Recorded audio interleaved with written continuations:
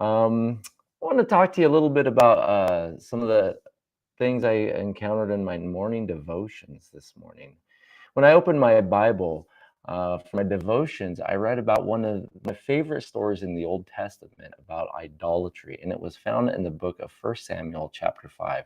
And the context of the story was during some of the pretty dark days in the history of Israel, a time when Israel had no king and everyone did as they saw fit. Well, the Israelites in the story went to war against their adversaries, the Philistines, and they lost the battle. And as a consequence, they also lost the Ark of the Covenant. Now, to the Philistines, this capturing of the Ark was a pretty big deal.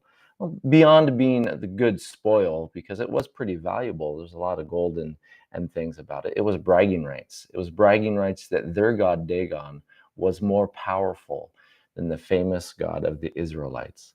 So when they returned home from battle, they put the Ark of the Covenant in the temple that they had built for Dagon, in front of the idol of Dagon. The idol was half fish, half man, and everything's good. And they close the door and they go to bed for the night. Well, when they come back the next morning, they find that the statue, their idol, had fallen face down directly in front of the Ark of the Covenant. Well, that's pretty embarrassing. So they do what they can to prop them back up and pretend it was just an accident, just something random that happened, until the next morning when they go in and the exact same thing had happened, except this time Dagon's hands and his head had broken off. So it's kind of an interesting story. It shows the impotency of idols before God. Before God, all of our idols are nothing. This story shows in dramatic form something that we all know, something that God, the only God, is all powerful and worthy to be worshipped. But unfortunately, even though we know this, that this is true, the idols and idolatry can be an incessant attraction in our lives. We can slip back into idolatry. We can fall back into idolatry in our days, in our lives. Oh, we don't necessarily make statues like they did in those days, but in our hierarchy in our life, in the hierarchy in our lives, the orders of importance of the things that are important to us, it's quite common to place other things above God in their order of importance to us. And when that happens, it's idolatry. It's that one thing that if we get, we know life will be better. It'll be great. Everything else will just flow. If we're able to get that one thing, and these things, whatever that one thing is, can be different in different phases in our lives. You know, my kids right now, or my youngest especially, wants a dog, wants a puppy, desperately wants it. If she can get that one thing, things will be better. As we grow older, it could be other things. It could be to have friends. It could be to be popular or to be good at a sport. It could be to get a girlfriend, go to college, graduate college. It could be to get married, to have kids, to have a house, to have a better house. These things trade as we get older. They trade out one thing from another.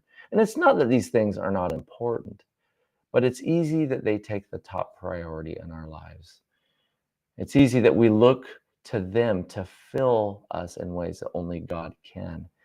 In the days of the Philistines and the other ancient peoples, idols represented forces that would meet their needs, gods that would give them victory in war, or send rain, make the crops grow, help them do good in commerce. It was that they felt insecure in their world, and they believed that if they served the right God, that God would bring them security, would bring them significance, happiness. Those invisible needs they tried to fill with visible things by serving visible gods. But the thing is, these are some of the same needs that we feel today, that people today still feel. These are the things that people still chase after. They're legitimate needs that we can let eclipse God in importance in our life. They're visible manifestations of invisible needs. And when that happens, we find idolatry.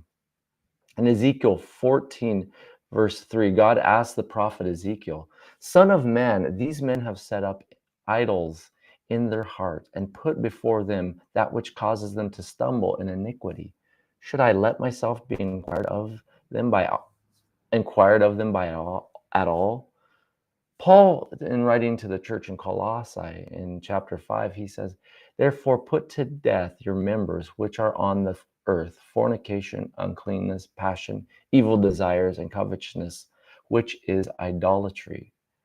Earlier, he had written to the same church. Well, that was in Colossians 3:5.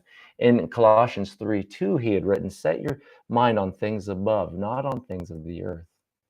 He would write to Timothy in his first letter to Timothy, chapter 6, 9 and chapter 6, verses 9 and 10. But those who desire to be rich fall into temptation and a snare, and into many foolish and harmful lusts, which drown men in destruction and perdition. For the love of money is the root of all kinds of evil, for which you have strayed from the faith, from which they have strayed in the faith in their greediness, and pierced themselves through with many sorrows. And in our lives, we may have seasons of doing well, of looking for our satisfaction and putting our hope in Christ alone. But sooner or later, it seems that something shiny and attractive keeps popping up, keeps promising or enticing us to believe that it can fill our desires. It can offer us security. It can give us significance. It can bring us happiness or sense of belonging. That's why the first epistle written by the Apostle John ends in such a weird way.